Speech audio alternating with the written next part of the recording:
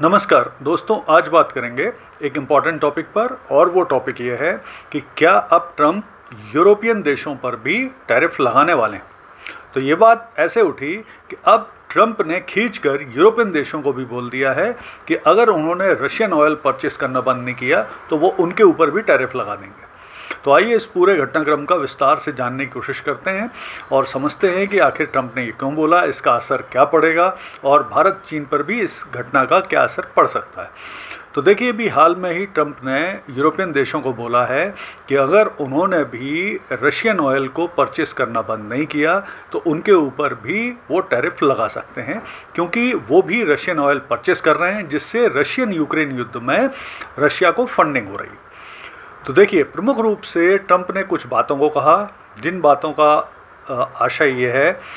कि उन्होंने यूरोपियन देशों, नेटो देशों और यूरोपियन यूनियन के देशों से आग्रह किया है कि उन्हें पूरी तरह से रशियन ऑयल को परचेस करना बंद करना चाहिए, क्योंकि इससे रशिया को फंडिंग हो रही है रशियन यूक्रेन वॉर में, जिससे बचना चाहिए। दूसरा, उन्होंने कहा कि यूरोपियन देशों को भी उसी तरह के, उस स्तर के ही बैन, सैंक्शन रशिया के ऊपर लगाना चाहिए जिस तरह के बैन और सैंक्शन अमेरिका ने रशिया के ऊपर लगाए हुए हैं। यानी उसी स्तर का एफर्ट उन यूरोपियन देशों को भी करना चाहिए। इसके अलावा उन्होंने कहा कि जो सैंक्शन लगाए हुए हैं अभी तक अमेरिका और यूरोपियन देशों ने, उन्हें और टफ करना चाहिए और कठिन बनाना चाहिए, जिससे यूरोप, विशेष तौर पे जो रशिया है, वो अपना ऑयल आसानी से ना बेच सके। अब इसके अलावा उन्होंने ये भी कहा कि आर्थिक तौर पर भी रूस को अलग थलग करने के लिए सैंक्शंस को टफ बनाइए और इस तरह के नियम, कायदे, कानून बनाइए रशिया के खिलाफ, जिससे आर्थिक तौर पर रूस के ऊपर चोट पहुँचे। तो अब देखिए, अगर हम बात करें 2022 जब से युद्ध शुरू हुआ है, रशिया के साथ यूरोपियन देशों का, नेटो देशों का, यूरोपियन यूनियन के देशों का जो व्यापार था वैसे भी लगभग 90% कम हुआ है। लेकिन ऑयल और जो गैस है उसके मामले में अभी भी ये चल रहा है। विशेष तौर पे दो जो यूरोपियन देश हैं, जिसमें हंगरी है, स्लोवाकिया है, ये अभी भी बहुत ज़्यादा डिपेंडेंट हैं रशियन ऑयल और नेचुरल गैस पे। इसके अलावा एक और नेटो कंट्री है टर्की, उसके भी बहुत शानदार और बहुत अच्छे संबंध हैं रूस के साथ, तो उसके लिए भी बहुत मुश्किल है रशिया पे उस स्तर के टैरिफ लगाना जिस तरह के ट्रम्प बोल रहे हैं। इसके अलावा अगर हम बात करें इन देशों के सामने क्या चैलेंज आएगा, यूरोपियन देशों के सामने, नेटो देशों के सामने, यूरोपियन यूनियन के देशों के सामने, तो उसमें अगर हम बात करें तो सबसे पहले तो ये बात है कि इन देशों की जो राष्ट्रीय एनर्जी आवश्यकता है उसमें सीधा सीधा इफेक्ट पड़ेगा। अगर वो रशिया से ऑयल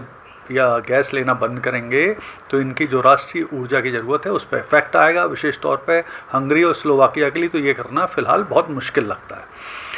दूसरा ये है कि इससे अगर वो बंद कर रहे हैं पूरी तरह से रशिया से ऑयल लेना यूरोपियन देश, तो इससे यूरोपियन देशों में आर्थिक तौर पर संकट भी आ सकता है, क्योंकि इससे गैस और ऑयल के प्राइस बढ़ सकते हैं। तीसरा, टर्की के लिए भी, भले वो नेटो देश है, लेकिन उसके लिए भी जिस तरह से रूस के साथ उसकी निकटता है, उसे ख़त्म करना इतना आसान नहीं है। चौथी चीज़ ये है कि भले ही यूरोपियन देश अमेरिका के दबाव में रूस से तेल खरीदना बंद कर दें,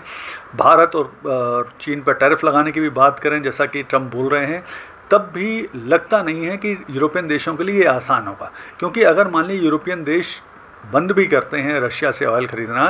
तो रशियन ऑयल चीन और भारत खरीदते रहेंगे आगे, और इसके बढ़ने की संभावना है।